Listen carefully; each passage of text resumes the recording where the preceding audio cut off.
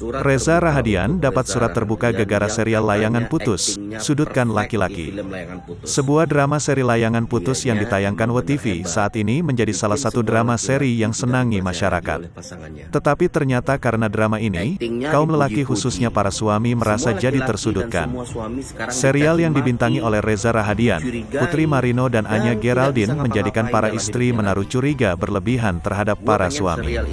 Dan tentu saja berujung para suami merasa kebebasannya mulai terusik. Bentuk dari keresahan para suami diantaranya diutarakan oleh seorang pria pada sebuah akun Instagram yang diunggah @mak_lamis. Gue pengen dihentikan secepatnya.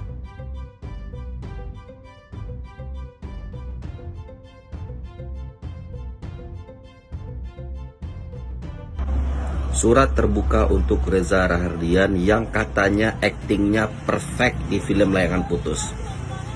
Dianya emang bener hebat, bikin semua laki-laki tidak dipercaya lagi oleh pasangannya. Aktingnya dipuji-puji.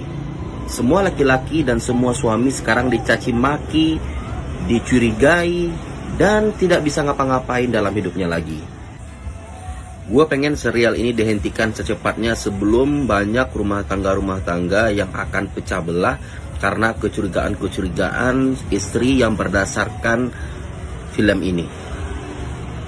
Gue pengen dihentikan secepatnya.